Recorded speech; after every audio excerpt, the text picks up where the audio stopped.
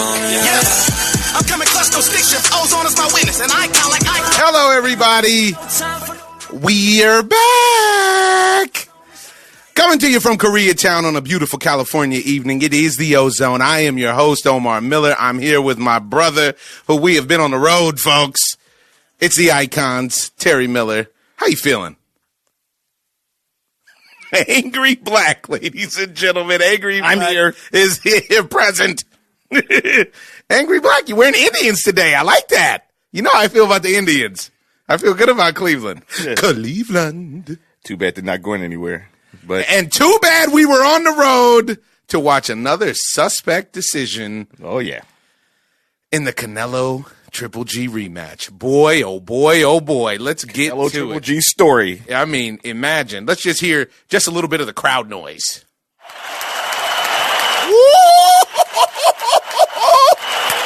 Ladies and gentlemen, this is a serious event in Vegas.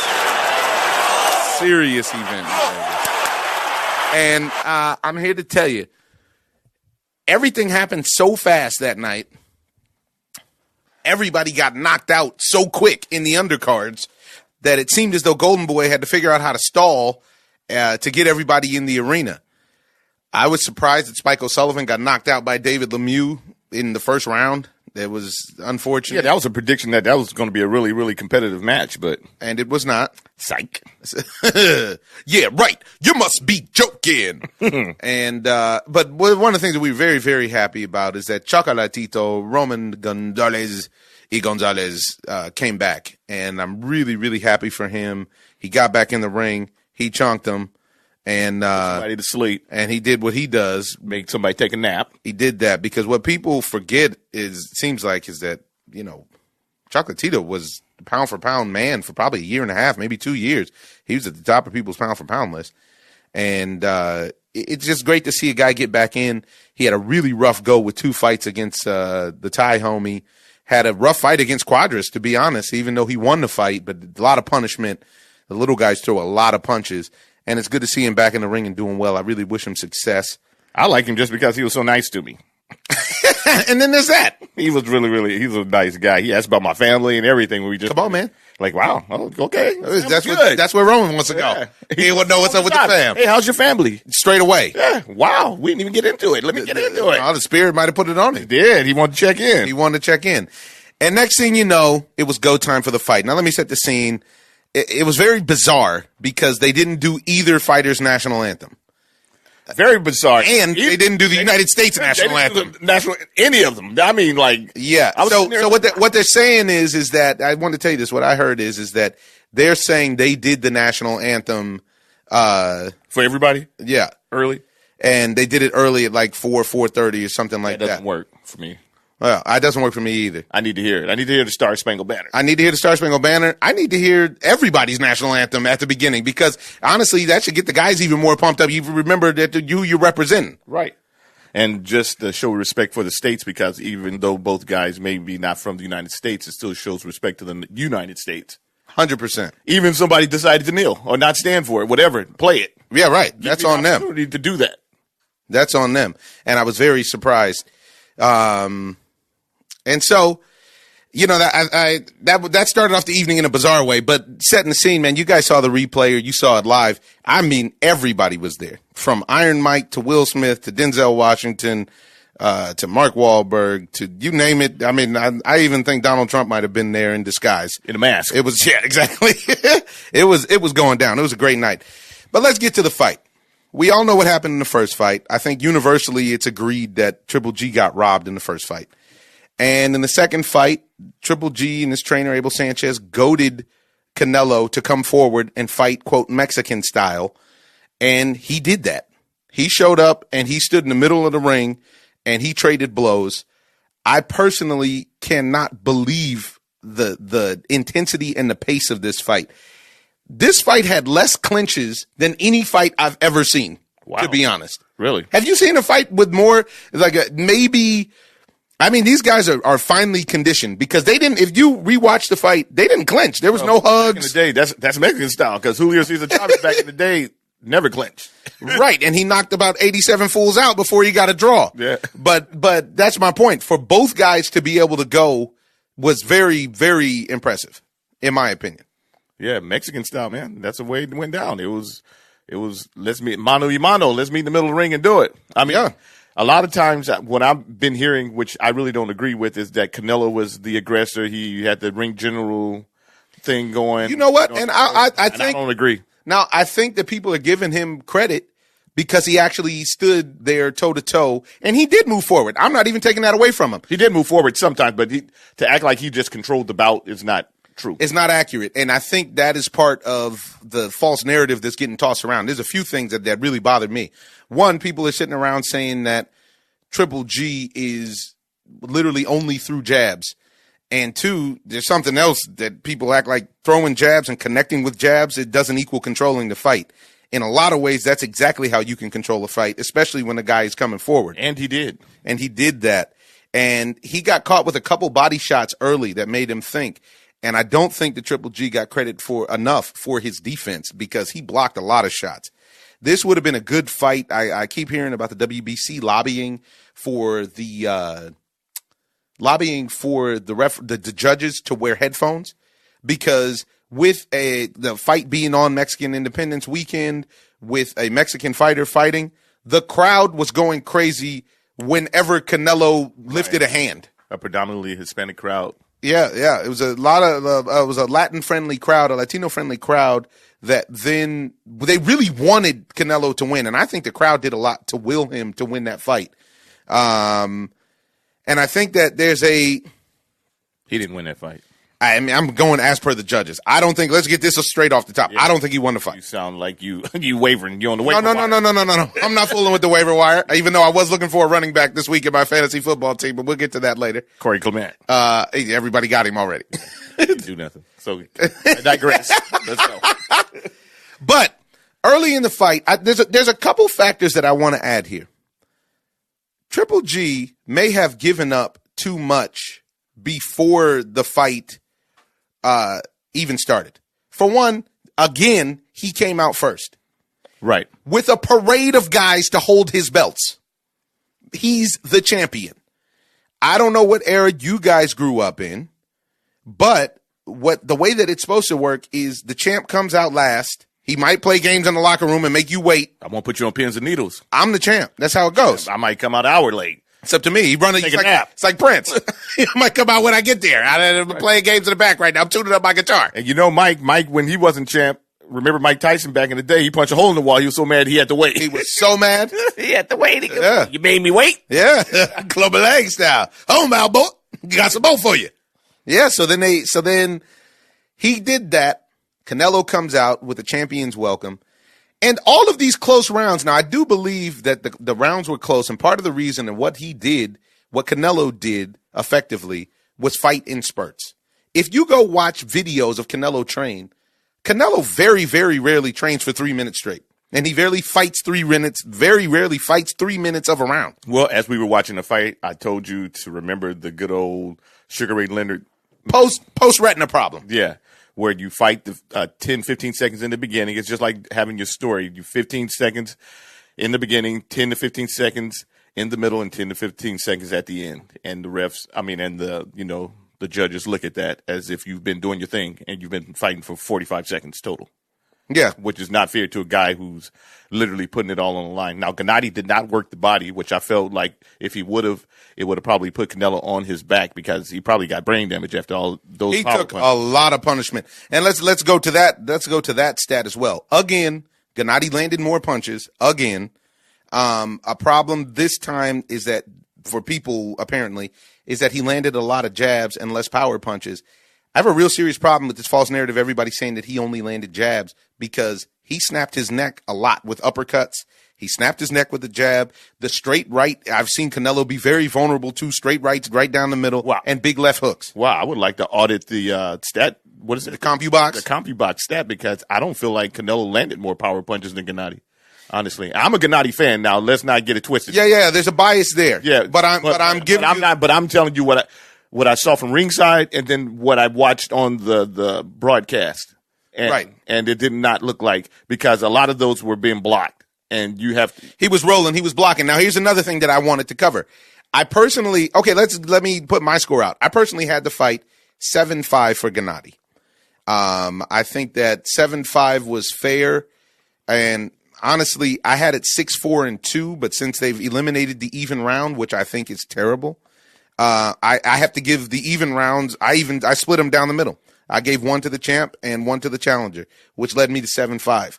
Now, with what you're saying about the CompuBox and this, that, and the other, I saw Gennady win rounds in a way that you're not used to seeing him win rounds. That seems to throw people off because people forget that he was an Olympic fighter. Right. Well, and he's probably going to have Anthony Joshua's probably going to have the same type of problem that Gennady has because they're fundamentally and technically sound.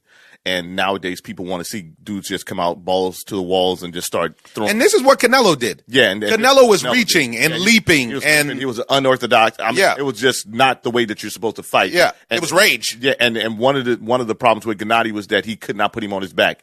Now, for me, the problem is more so than anything is taking all these the champion's belt. Like I had a problem with Sugar Ray Leonard taking Marvin Hagler's belt by not dominating. If you're going to take a guy who has 4 belts, should have 5. The only reason that he doesn't have 5 is because Canelo got caught on the juice, right? Which then in turn made him miss a mandatory.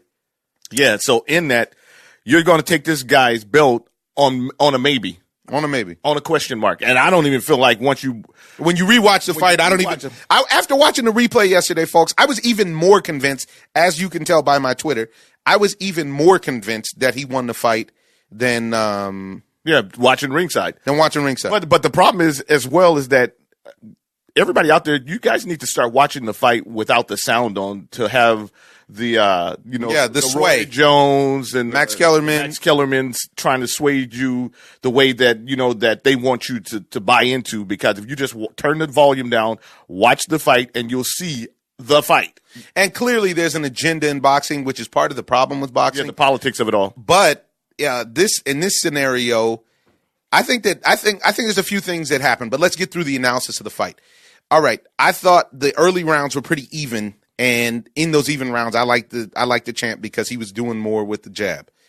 In the mid rounds, I would say 3-7, maybe something like, or 4-7, something like that.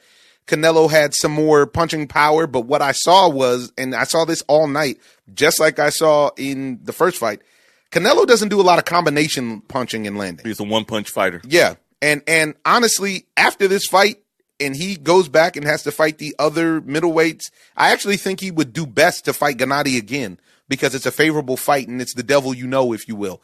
Because if he fights the bigger Charlo, well, they're saying he's going to fight Lemieux probably, which is an ridiculous fight. Yeah. If he fights Charlo, if he fights Danny Jacobs, if he fights these guys that are at 160, that are legit 160 and super athletic, they're going to put him to sleep. I think they're going to give him a very serious it might be a short night even. I think Danny Jacobs will give him a short night. I think Danny has relieve him of his belts. Honestly, I think Danny at this point has worked for Gennady and Canelo because of the punishment that they both have taken and given to each other. Right. And Gennady's now he's older.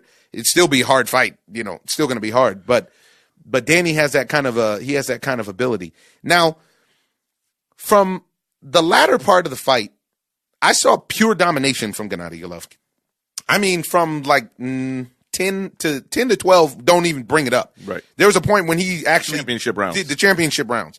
When he got on the ropes, he got him on the ropes and opened up on him. Now, Canelo showed a monster chin, crazy heart. But just because you stand in the middle of the ring with somebody does not mean that you win the fight. Right. Nor does whoever's face is the swollen. This is the other false narrative. Can we stop this madness? The guy has soft skin. He gets marked up. It's the same nonsense that everybody. He's got a great lubricant endorsement. All right. The guy probably, it's the same scenario that happened when he fought Danny Jacobs. And he won the fight against Danny Jacobs. Stop with that. And everybody tries to act like because he didn't get knocked out that Danny won the fight. Right. And because that the way that Gennady's face was marked after the fight. You can't take a guy's face as the evidence of who won the fight. Right. And let's not act like. Maybe that's on the streets. Yeah, exactly. Say, oh man, you saw that man? He got a black eye. Yeah, man, he leaking, boy. Hey, man, why you leaking like that? But let's not act like Canelo was ready for a beauty contest after the fight either. Right. I mean, there's a lot of false narratives going on. There is, but the whole conspiracy thing. There is a conspiracy behind the scenes of all of this because they love to get a good three-peat going. They love to get a good three-peat. Now, records were protected. Right, and my biggest problem is that now Gennady has nothing to leverage. He'd probably fight part 3 for about $3 million. Yeah, and he has before he had everything on. He was the one that brought everything to the table. He had all the belts. He didn't bring the. That's the thing. When it came to the Latino crowd, who is a giant supporter of boxing, Canelo definitely brings that to the table. Okay, and even though they were rubbed sour with the beef, with the clenbuterol, and also with the way that he fought in the first fight, and that honestly might have taken years off of his career. This fight that he just fought. Yeah, but honestly, yeah. Now there's a few things, a couple of other things I want to unpack about the situation. Well, unpack your luggage. Let's do it. Is that this is more evidence of the changes that need to be made in boxing. Just like there's changes that need to be made in just like there's White House. There's changes that need to be made in politics and in the White House. I think this fight right here showed some changes that need to be made in the world of boxing. For one, and I've talked about this for a while and I really maintain this, there shouldn't be a secret to what the score is. Right.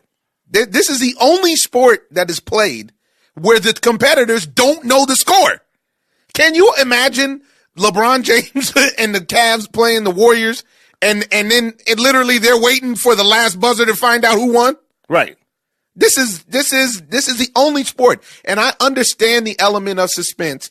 I get it. But this is something that needs to be clear because it would clear the air on a lot of the confusion and problems that people have with boxing and with judges. Well, my problem with judging a boxing match, if you're not going to let the scores be known, let these judges be a part of the press conference. Yes, let them out there. Let them be held accountable. We've been backstage at some of the fights, folks, where the judges, you wouldn't trust the judges to drive on the freeway. The judges are what that we saw at one of the fights after the fight. Well, honestly, the judges were all 85 plus, maybe 80 plus. Looks like oxygen tanks and wheelchairs. And you couldn't even, they had the Coke bottle, thick glasses. There's no way these guys can judge a fight accurately. Right. It's like having the old refs running on the corridor in football. They usually can't keep up with the pace of the game. Yeah. So they have to make a call on what they thought they saw and not what actually is going on the field or whatever. Which is again why the crowd's oohs and ahs would have a big effect. Yeah, why it would sway you because especially because I thought that Gennady had won the fight sitting ringside. How many rows were we back? 7 rows, something like that. Yeah, I think it was 7 rows back. 10 rows back at least.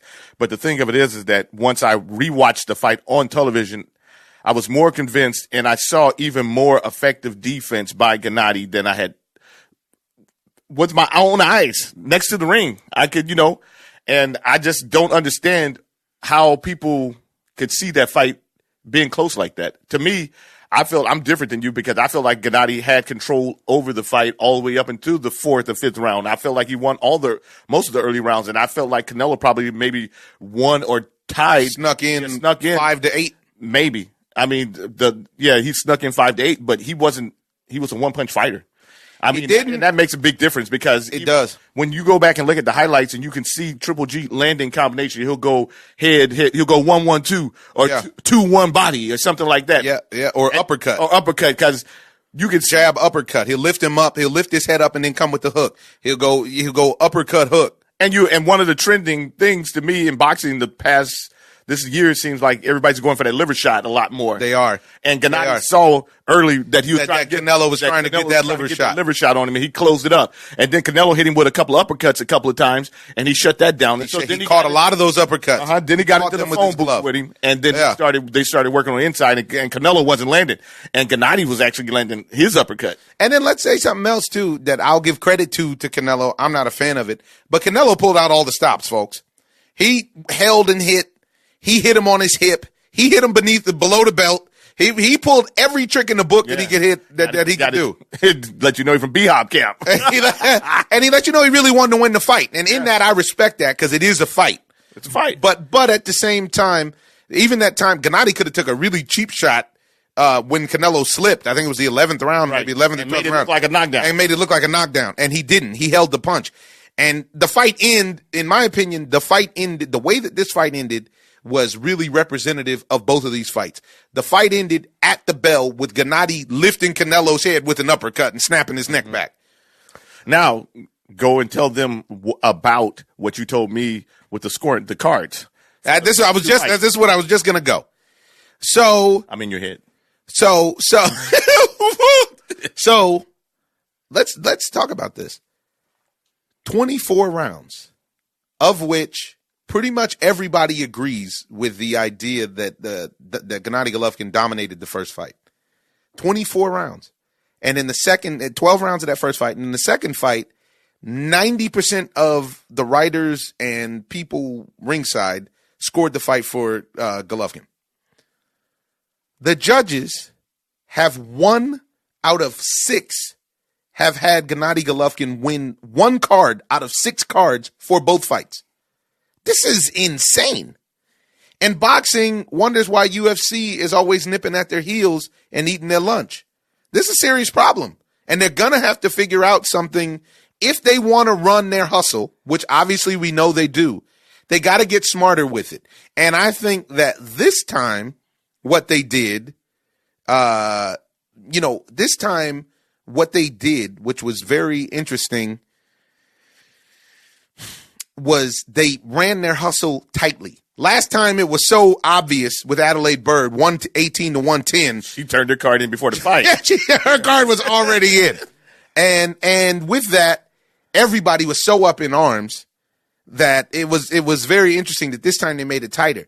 And there was even a slip of the tongue from Golden Boy partner Bernard Hopkins at the post conference, if anybody wants to go watch it, because he was talking about how great of an adjustment that Canelo made and how great of a champion was. And Bernard said, this is a great example of seeing how a guy takes a loss and then takes an adjustment and figures out how to tighten up.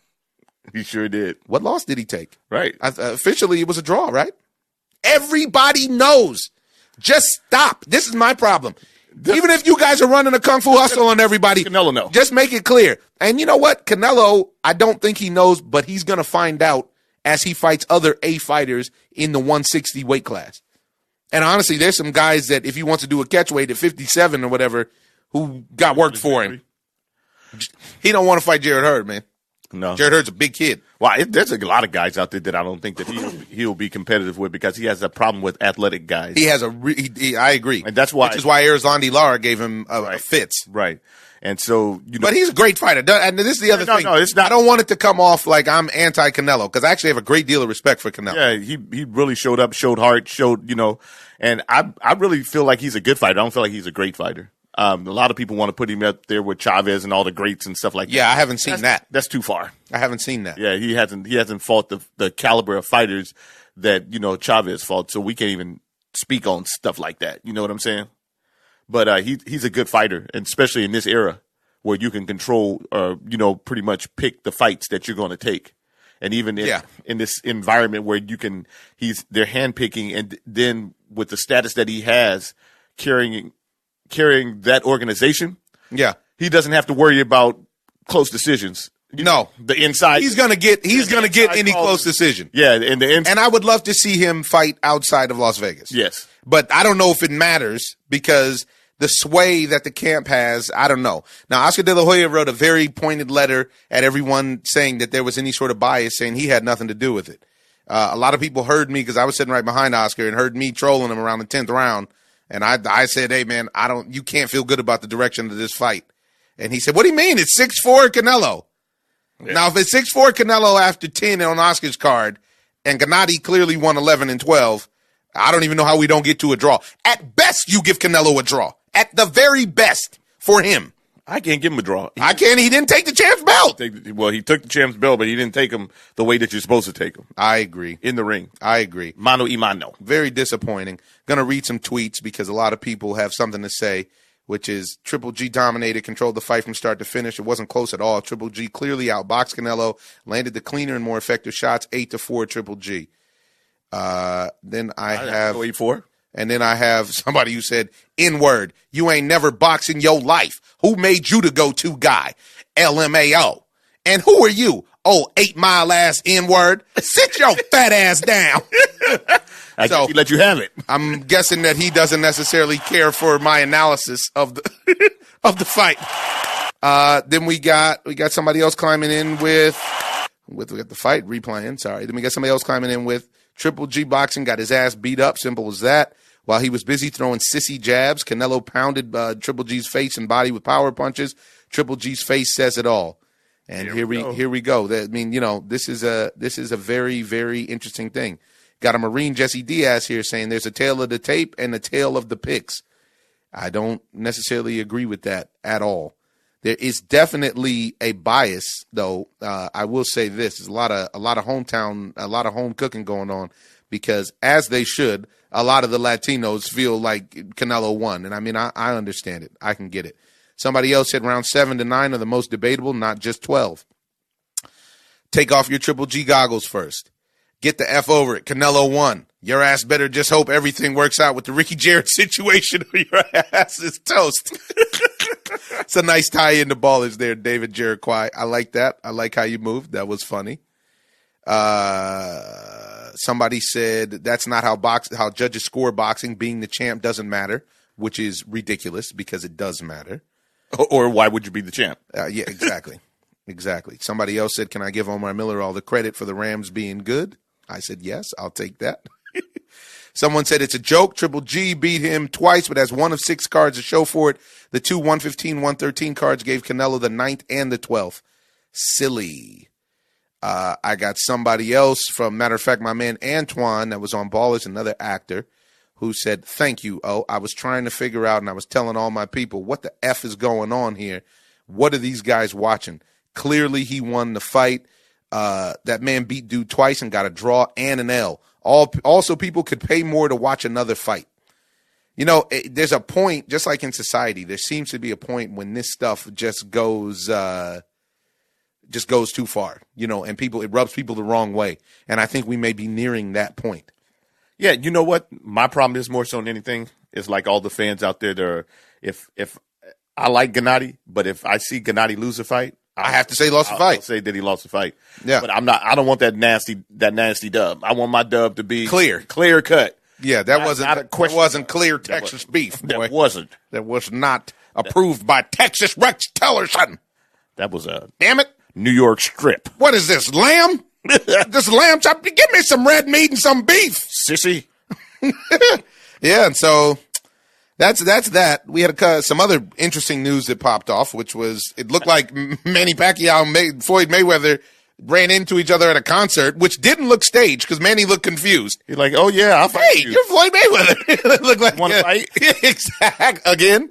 And now, the rumor mill is swirling around about whether they're actually going to fight. Well, it's not a rumor mill, is it? Floyd has made a statement. Floyd has made a statement, but from what I hear from the word on the curb, they're saying Floyd is trying to lowball Manny. Of course. At which point Manny is now saying, that's cool, I'll go fight Mikey Garcia. How about that? Ooh. Does Mikey want that? Mikey actually is one of the people talking crazy about Canelo winning the fight, which I thought was interesting. Mikey and Robert. I don't know about that. I think Mikey should stay at 135 and make the fight with Loma, but they won't do it. They won't do it. Mikey wants to fight everybody. Yeah. Mikey wants to go to 147 for some reason. I really hope Robert doesn't go for that. Yeah, he's too small. Yeah. Naturally. And I actually would like to see that fight between Earl Spence and Canelo, to be honest, because Earl Spence is a big 47. And he will destroy his body.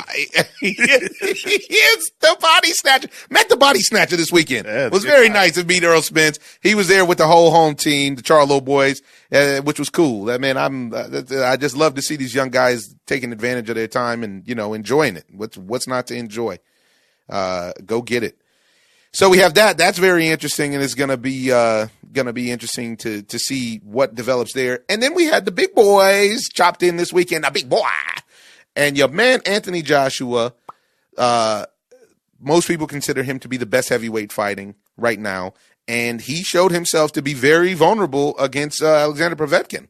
Yeah, and that's not a problem to me. For some reason, everybody has the new world. Yeah, and for some reason, everybody has a problem when somebody has a problem. This is life. Yeah. And when you fight A fighters, you're supposed to have a problem because they're A fighters. Right. And he's a known juicer.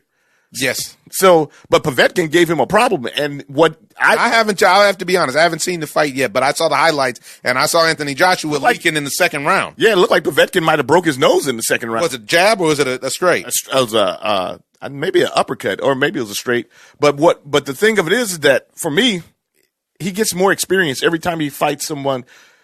He's getting valuable rounds from high caliber. He got valuable rounds against Joe Parker. He's getting valuable rounds against Povetkin. One major advantage that he has is he's always bigger than everybody. Man, and you know what? Super athletic. Yeah, but he fought small last night, which is really. Oh, he got down to Povetkin's size. He had a game plan. He talked about it after the fight, and he knew that he had to take punishment so that he can get in there and get his body. And man, he spoke about it, and afterwards, he's such a nice guy. It seems like it, because when he spoke about the fight and talking about fighting Deontay Wilder and everything, he literally said, "Let's quit talking about it. Let's just do it. Everybody knows who we want to fight and who they want to see. I'm here for the fans." He said, "If they want to see me fight whoever, I'll fight them." And in a very gracious show of respect, he showed up after the fight, and I'm sure everybody's seen that clip where he goes to Povetkin's locker room and gives him a hug and bows and says, "Hey, man, thank you. Respect for the fight. That was really classy," and showed love to his whole team. And spoke about coming to Russia to visit and the whole nine. Wow. Yeah, it was very cordial. It's nice to see some class in boxing. That's one of the things that I really like about watching Joshua fight. Yeah, because he's not crass. He doesn't, he's got class. I don't know what he does out the ring, but in the ring, he's very professional, and he takes care of his business, and he looks great doing it. Yeah, yeah. So you felt like, although he was vulnerable, you still... I don't have a problem with it. I don't have a problem with people getting knocked down.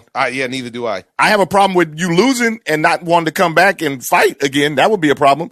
But people lose. You're supposed to lose all the time, not handpicking your fights so that you don't lose. Well, there's that old adage, the undefeated boxer has just not fought enough people yet. Right. But if you fight the right caliber, the right talent, you'll eventually get your loss and you'll end up on your back. And there's nothing wrong with that. Getting up is the big difference for champions. You know what I'm saying? Champions get off the ground.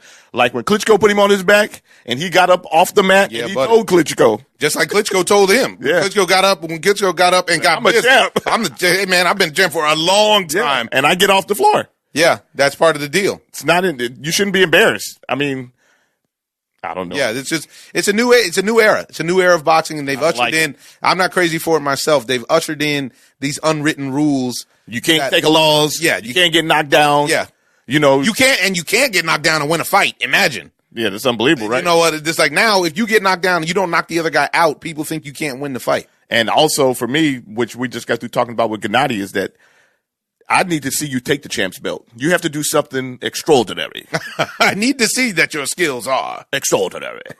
Other than that, I can't give you that. Shout out to Enter the Dragon. I can't give you that dude's belt. Can't do it. Come on, man.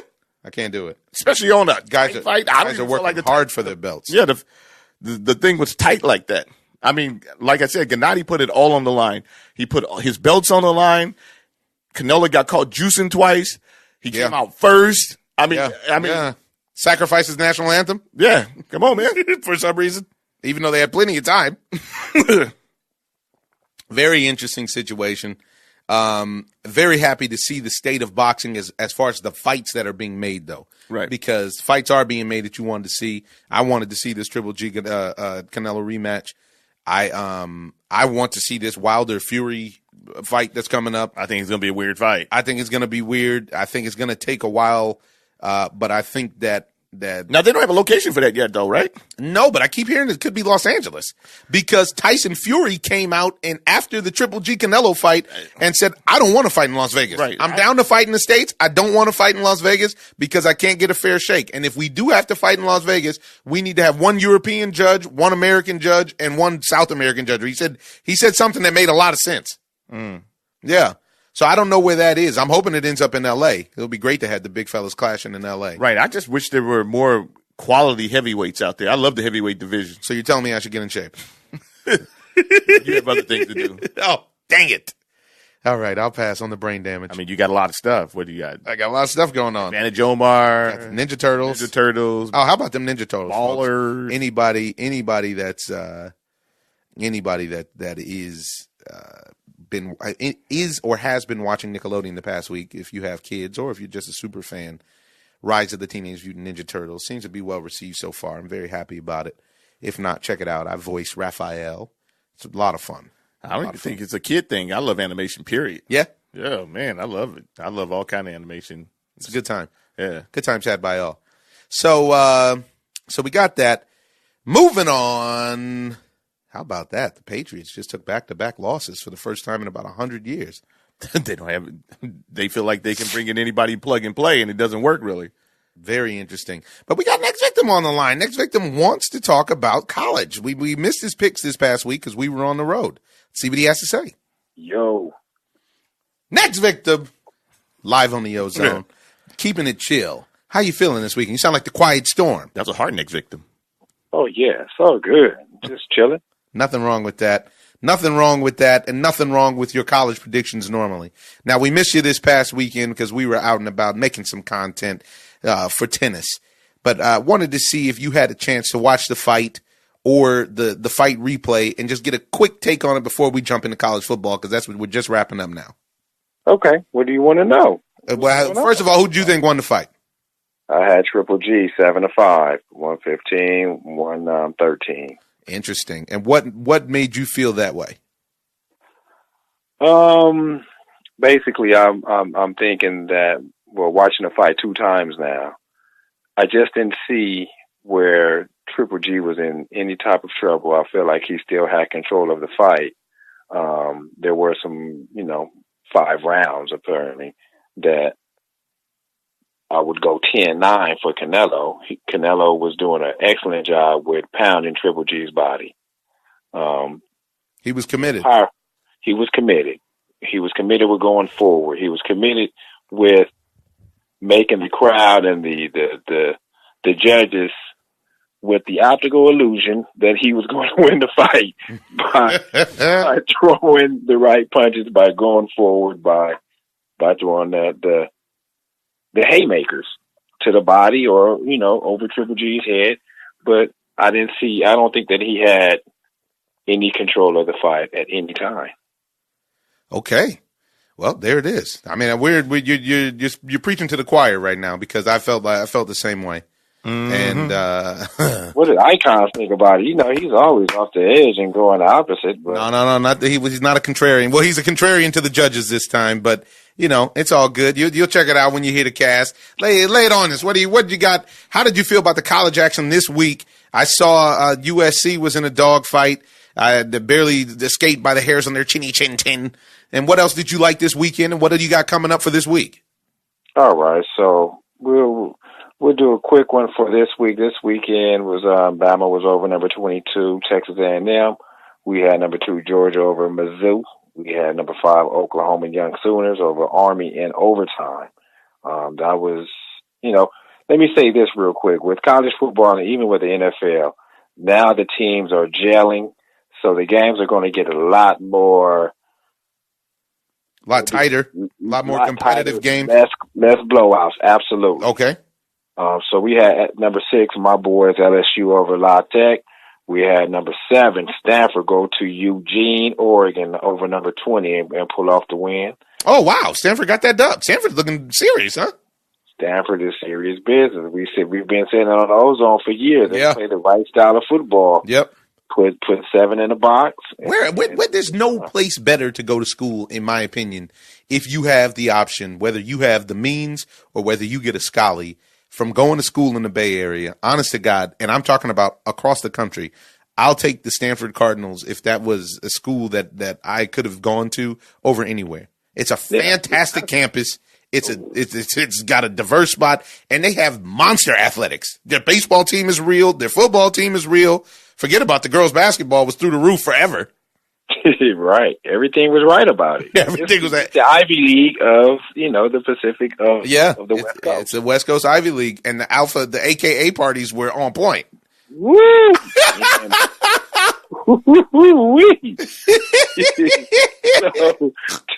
Shout out to Ski Weeds. Shout out to all my Ski Weeds listening out there. Subject. We had number 9 Auburn over Arkansas. Number 24, my boys, Michigan State. went to Indiana and put hands on them. Number 10, Washington pulled it off over Arizona Herm State. Some big upsets was Kentucky was over number 14 Mississippi State, and Texas Tech, the Red Raiders, was over OK State, Oklahoma State. So to rewind to the week before, since I'm still hot on my pick list, we had number 22. If y'all remember, I said I'm done with SC. I'm done dealing with the home team. Week 3 in college football, number 22 USC went to Texas and lost. Number 4, Ohio State was over. I called that one over TCU. I called number 12 LSU over number 7 Auburn. That was my money pick. And them LSU Les Miles old school Tigers pulled it off. Right. The one that I lost was number 17 Boise State, losing to who? Oklahoma State. Right. And a big upset that week was BYU over Wisconsin. Number 2 Clemson and number 3 Georgia both came in with the wins. So then, who do you like this week? So I can put together my card if I have to sneak out to Vegas. Ooh, Big Ezo this week is going down. Okay, that's what I want to talk about right now. Not just now, right now. Right now. So this week, let's just call this ranked weekend. Okay. Because it's a lot of like ranked teams playing against ranked teams. So we got number 2 Georgia over Tennessee. We got number 20 BYU going over Washington. We got number 19 Oregon over number 24 Cal. We got Clemson, my boys, them Tigers, Dabo Sweeney and them going to Syracuse. We got, and this is where it gets real at. So we got number 12 West Virginia playing against Texas Tech. I'm going with West Virginia on this one. West Virginia like to spread the ball around. They run and gun. They gonna put numbers up. My upset this week. Who's the upset pick? Virginia Tech, not ranked, but earlier in the beginning of the college football season, Virginia Tech put hands on Miami. Virginia Tech is real, but they're playing against number 22 Duke. Scary part is we haven't seen Duke on any networks playing, so we don't know what they're capable. We don't know how real they are. We don't know, but I've seen Virginia Tech play. We've seen them play, and I'm rolling with them. The Big Tech pick of the week, upset Central. You heard it here first on the OZone. Got some more on the OZone. Let's go. So, number 4, Ohio State. That's all we gonna say. We ain't gonna get into the allegations and nothing that Ohio State. Yeah. That you can catch that on Ballers, by the way. Cool. Shout out to Ballers. Mm-hmm. They going into Penn State. Number 9, Penn State. It's going to be a whiteout. They wear the all whites. I got Penn State going over, winning over Ohio State. You think Penn State takes care of the house, they protect the house, and they're not impressed with the turmoil and with Urban Meyer's second game back? This will be his second game back, right? Second game. Penn State is saying, don't bring that shit to my house.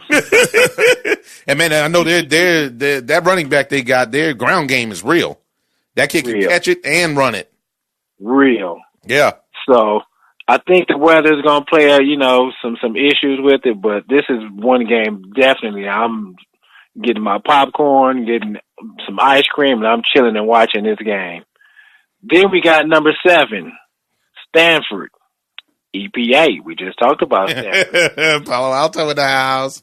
They're playing against number 8, Notre Dame. We got to roll with the West Coast. We got to roll with Stanford. West Coast. Now, are they playing in Palo Alto or are they playing out in South Bend? They playing in South Bend. Ooh, and you still like the Cardinal. I still like the Cardinal. We seen what them East Palo Alto boys could do. Yeah, buddy. So I'm rolling with Stanford.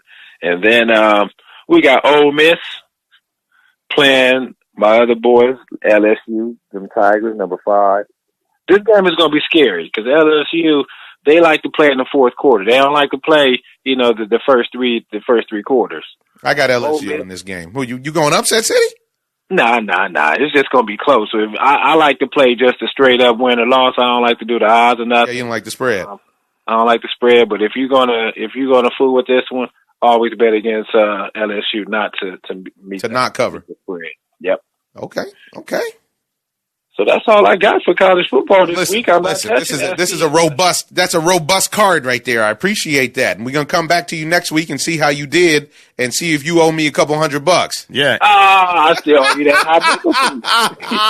Right. And then also explain the popcorn and ice cream. That's a good combination. That's like hey. What kind of ice cream? What did he say? He said he was eating popcorn. Yeah, you like that butter pecan? I like that butter pecan. All right, sugar victim. Oh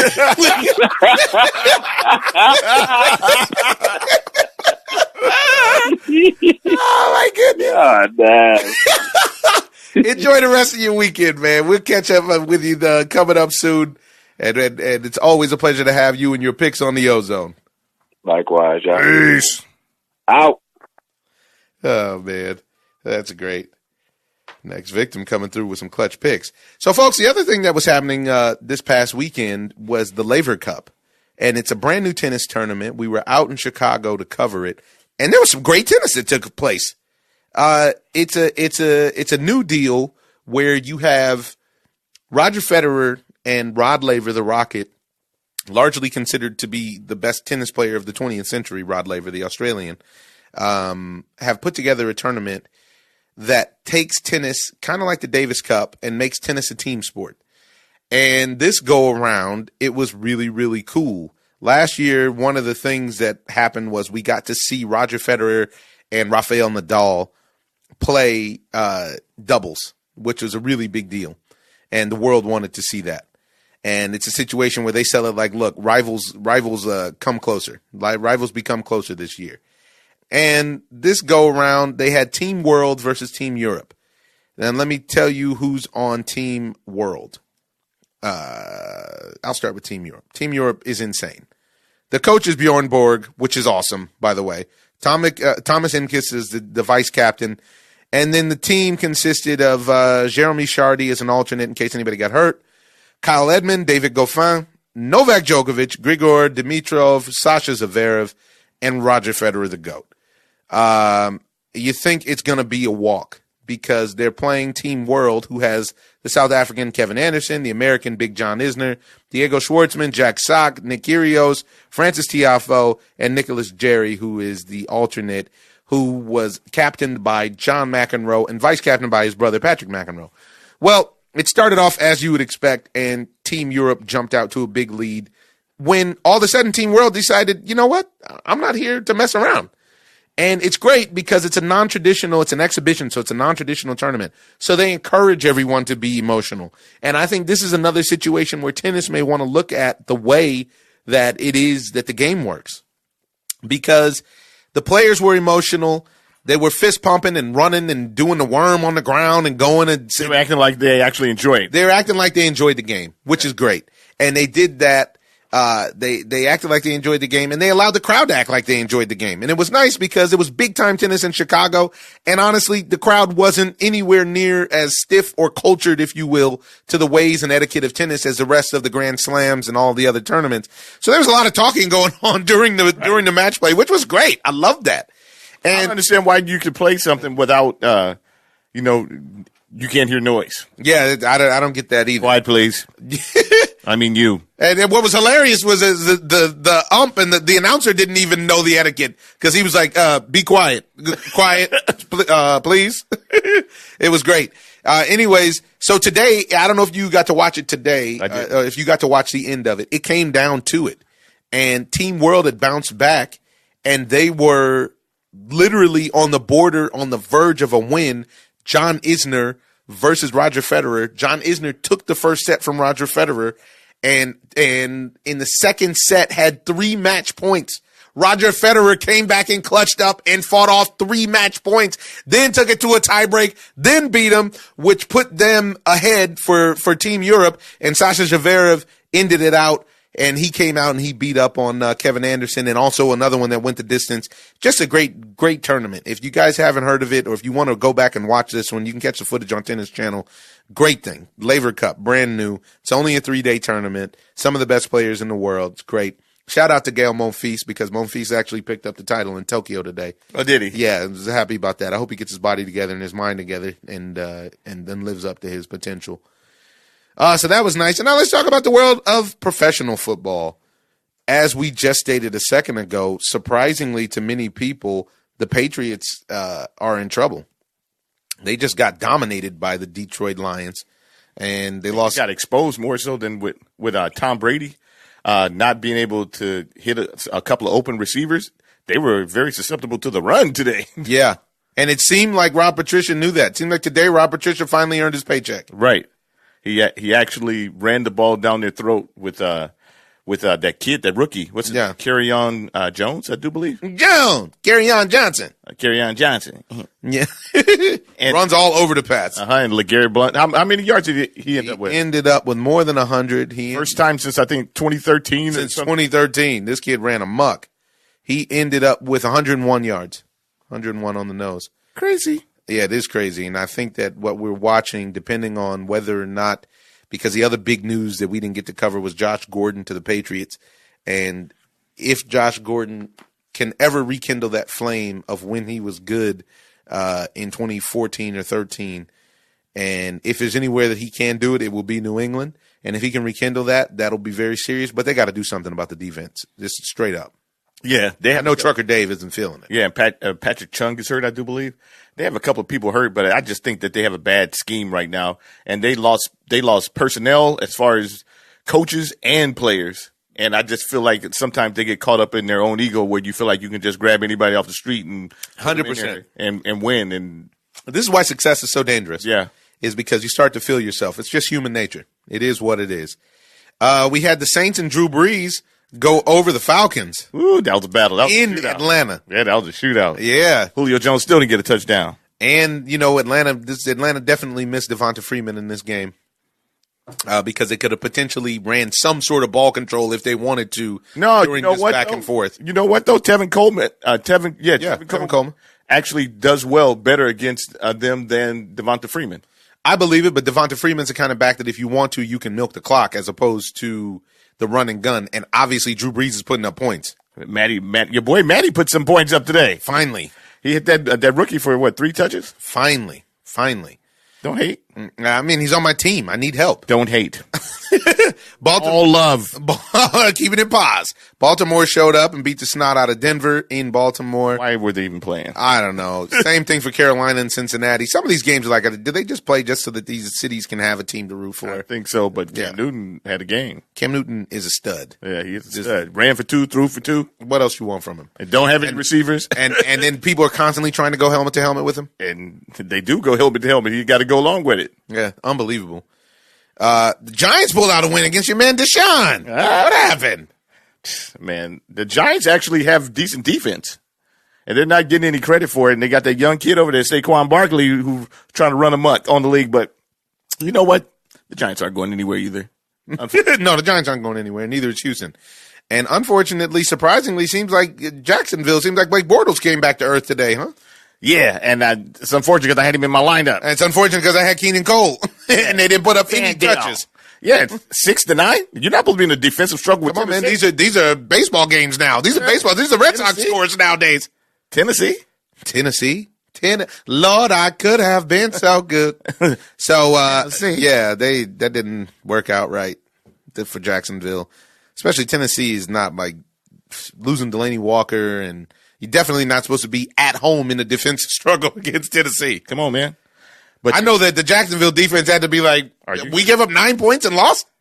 Come on. But it's not acceptable. They lost to Tennessee. They lost 9-6. I thought they beat Tennessee 9-6. No, they lost 9-6. Come on, man. And Leonard Fournette, unfortunate that this kid has been in the league for not even a year yet total. And he can't stay healthy. His body can't seem to pull it together. And I think that's one of the things that hurt them, especially since they lost their receivers. They lost Allen Robinson and Allen Hurns. Hurns is on Dallas. And what about Dallas? Oh, man, what about Dallas? Jeez Louise. How you Cowboy lose to Kev Seattle? has to be dying right now. How you going to lose to Seattle? They're not serious. And this has to do with the turmoil that goes on and off the field there. And with when you're talking about whether it's the wife beating or the letting go of a guy that seems to be beloved in the clubhouse or the sunken place mentality about the kneeling. There's a lot to unpack about the Cowboys that seems to be spilling over onto the field because they have personnel and they just aren't getting the job done. You done a lot of unpacking today. Got to do it. Got to do it. I'm just fresh off the road. I see that. And so, speaking of which, unfortunately, somebody who's got to pack it in is probably going to be Jimmy Garoppolo. They're talking torn ACL. He's got a torn ACL. Season over. Wow. It's real. Football is real. And he didn't even get hit like that. I mean, the ACL is tricky. It's angles more so than force. Yeah, and you saw. Unless you get one of those crazy Napoleon Kaufman kind of football Right, injuries nobody where they needs blast that. your knee backwards. Yeah, but he was running and then he cut out and then tried to go forward. You can see before impact he had already done it. It was a bad look. Yeah. And Patrick Mahomes was still Patrick Mahomes, by the way. Lit the league up, but he's going to have to learn how to close the games out more so. And I'm not going to say that he's going to have to because that's on your boy. And Andy Reid they're never going to win. Andy Reid just doesn't want got so much talent out there every year. and Every year Andy Reid has a ton of talent. there's no reason to put up those type of points and then stay there in the first half. He had 3 touches before the first half was over, and that was it. Come on, man.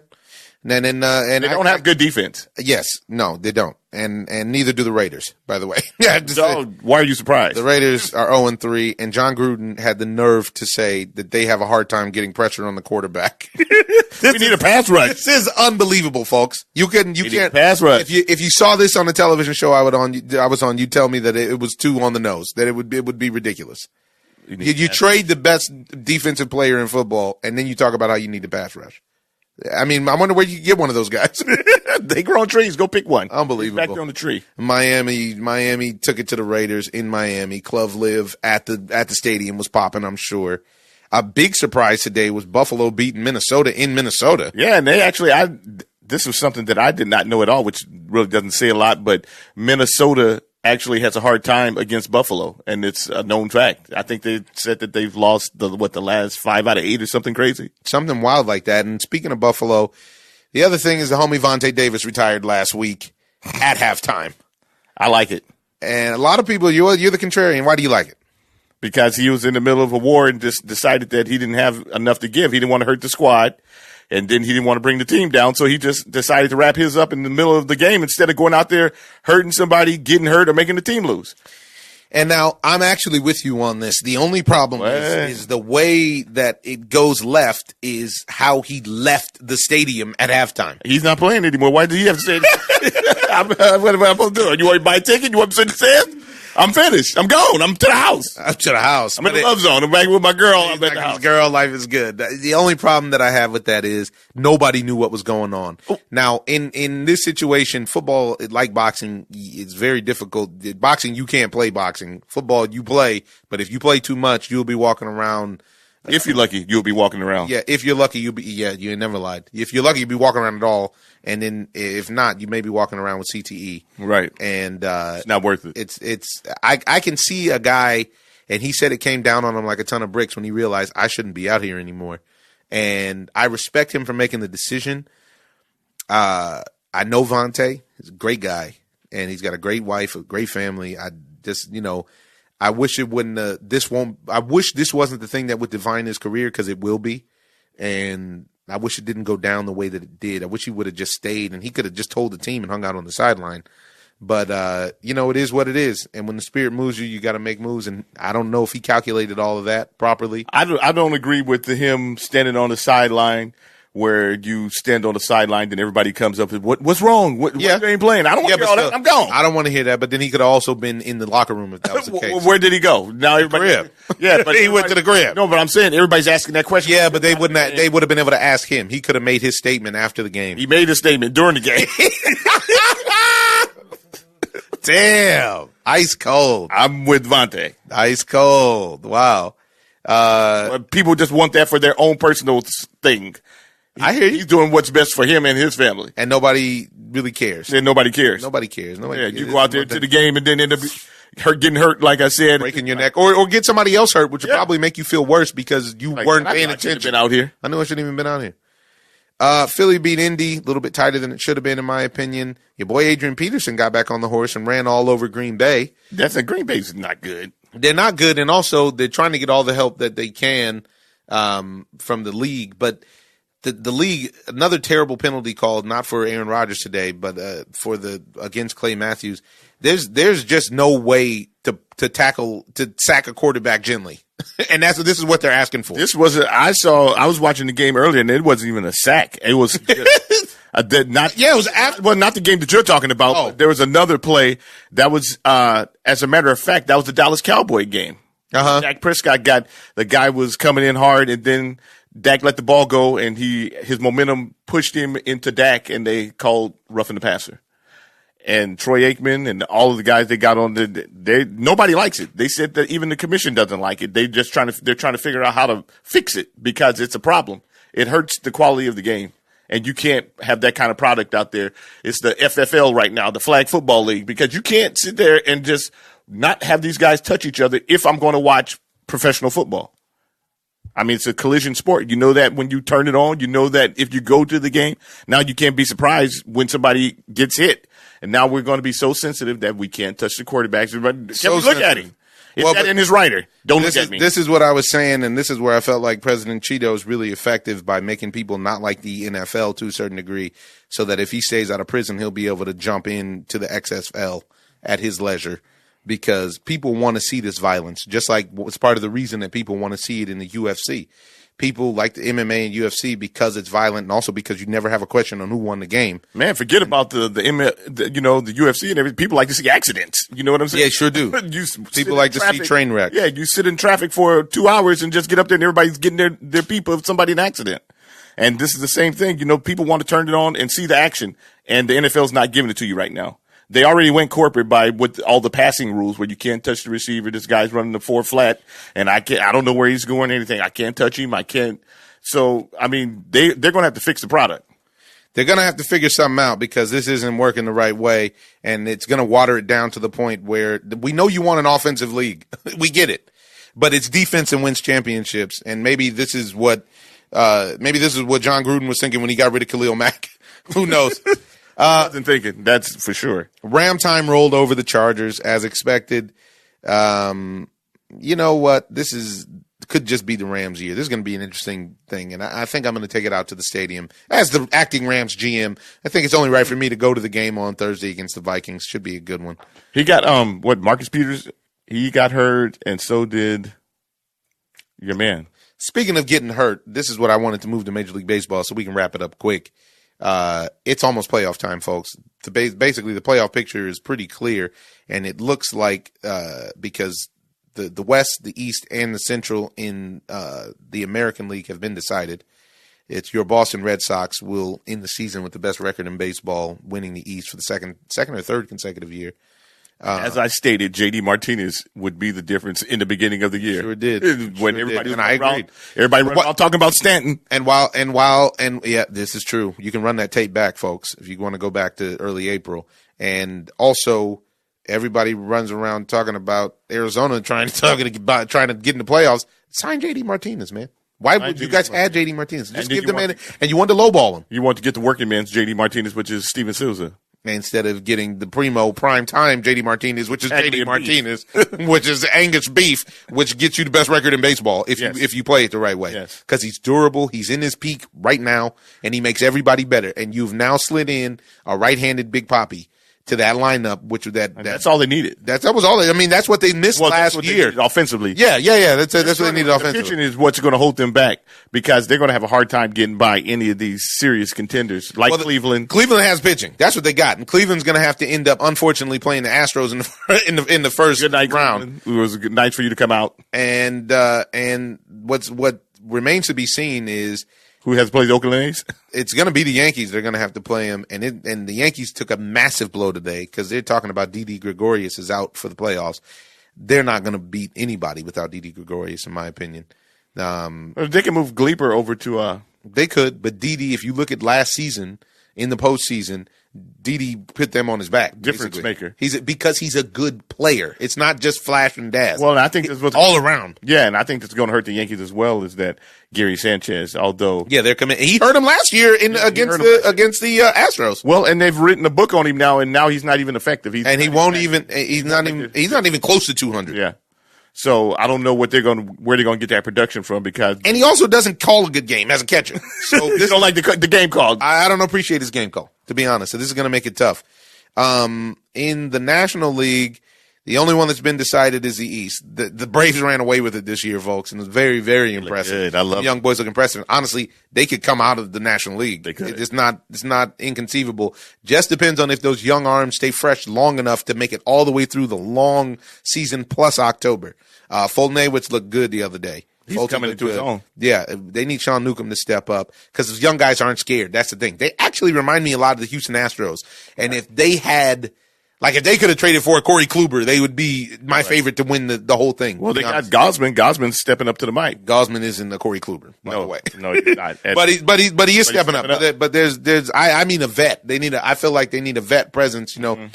I still like the Cubs, even though. Man, I like the Milwaukee Brewers are nipping. The Milwaukee Brewers might win the Central. Yeah. Which would put the Cubs in a wild card situation that they don't want to be in. The Cubs need a series. I don't think the Cubs want to they don't have a dominant guy like that to put out there for a one game. No. But the Dodgers might be looking at that. The Dodgers are only 1.5 games up on the Rockies. But the Dodgers do have a dominant guy to put out there in a wild card game. And they just played against the Padres and beat the. And they play against the Padres. Teams like this, I do believe the rest of the season. But I think the Rockies are going to play against the Padres as well. Yeah, the Rockies get back into Colorado, and there's no telling what anything could happen. Yeah, anything. But they play well out of Colorado this year as well. I just like the Rockies or Milwaukee to come out of the National League. Side note: JD Martinez is going to be just a couple of batting average points short and a couple of home runs short of winning the Triple Crown. Yeah. Which is insane. Chris Davis, you can't say enough about Chris Davis. I don't feel like we talk enough about Chris Davis. No, he's a hidden gem. He really is. Yeah. He really is. Yeah. He seems like a good guy. He mashes baseballs. Forget about it. He had more homers in the last. Only problem. That's it. Yeah. That's it. Not in that major market. But he has more home runs, I think, the past, 5 years or something than anybody in baseball? Yeah. Yeah, he gets the ball out of the yard. And he's not a big guy like that, like a Stanton type, but he knocks him just as far as anybody. He sure does, because it's hard to get home runs in Oakland. Yeah. And we had some incredible pitching this season. We'll cover it up on a sum up when the season is officially over. But Blake Snell really separated himself from the pack this year and made himself the elite pitcher that we all thought that he could be. I think he's 21-5 now, right? Come on, man. He struck out 11 guys and got his 21st win. This is dealing. Cy Young, right? That's Cy, right? And they keep on talking about Chris Sale's in it. I don't understand how Chris Sale is just because he strikes out a lot of guys, I think. Yeah, but he's been hurt for like a quarter of the season now. Yep. And Manny Machado hit another bomb, by the way. 37 on the year. Manny Machado or Francisco Lindor? Who you taking? I'm taking Manny Machado. All day? Yeah. Manny Machado can play multiple positions. He runs well. He hits for average, and he hits for power. So does Francisco Lindor. Francisco Lindor doesn't play multiple positions only because he hasn't had to. But Manny Machado. Yeah, Francisco. You don't think Francisco could play third base? Are you crazy? I don't think so. You don't think he can play second or third? He can play second. I don't think he can play third. Manny Machado has the height. He doesn't have the height. I think that you need height to play third base. Justin Turner is not tall. Justin Turner's like 6'3". No, he's not. Yeah. No, he's not. JT, I'm serious. Red Turn ain't 6'3", bro. Yeah, let me look. No way. Red Turn. We're gonna turn. We're gonna play something for you folks that we personally hold near and dear just because of who it is, and this is something special.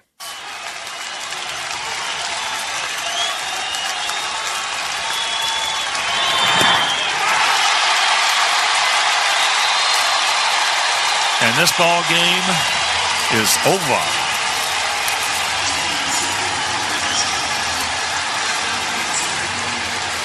I've enjoyed it.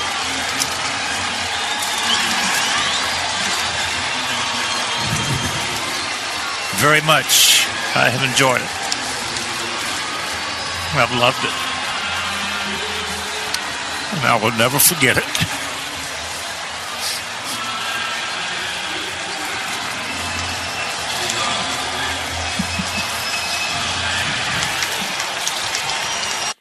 Folks, that is legendary Chicago White Sox broadcaster Hawk Harrelson, and he retired today. This was the last game of his career, and he called a White Sox strikeout, unfortunately, the big homie Matt Davidson. And if you watch baseball, you've heard the Hawk, because you can say, you can put it on the board, yes! He gone. Hey, oh yeah. Sometimes they give you a Dr. Dre. He loved the White Sox, this guy, and I love listening to him call games. So, Hawk, I hope you ride out into the sunset. You know what? It's been great listening to you. It took me a while to find Hawk, to be honest. And I love listening to call games. Yeah. I didn't watch a lot. Even when I watched the White Sox games, it was usually against the Cubs. And it was usually WGN. Yeah, it was usually Steve Stone. Or it was Stoner. Yeah, a little Stoner. And then Stoner went down there to fool with him, actually. Yeah. Oh, yeah, your boy is Red Turn. I spoke with Fork Tongue, 5'11". Yeah, I mean, Lindor is 5'11". That's what I'm saying. We've hung out with Red Turn. I don't know. That's what I'm saying. You were thinking Red Turn is taller than you? Yeah, right. That's crazy. I don't know where I got that from. But I know that Lindor's numbers, he had 104 strikeouts, 23 stolen bags, 89 ribeyes, 36 home runs. Yeah. And let me look up Machado. Man, these numbers are crazy. Okay, then. And you're nuts. No, you can check it out. But don't sleep on Francisco's numbers. I did not sleep on Francisco. Wake up! Let's see. Manny Machado, who's going to be one of the highest paid players in baseball. Of all time. Yeah. 295, 101 strikeouts, 14 stolen bags, 100 ribeyes, 37 bombs. No. I mean, this is crazy production from the shortstop position. And he's 6'3". That's he is what I was 6'3". thinking about. Yeah. You got Manny on the mind. Well, folks, thanks for rocking with us. Sorry for the delay, but we're back in town. We'll get you another podcast out shortly. And I'm going to leave you with a quote, which is a Chinese proverb that says, experience is a comb which nature gives us when we are bald. Go out there and get yourself some experience, folks. We're all in this thing together. Be kind, be loving, enjoy yourselves. This is the Ozone. Ozone. Living the dream.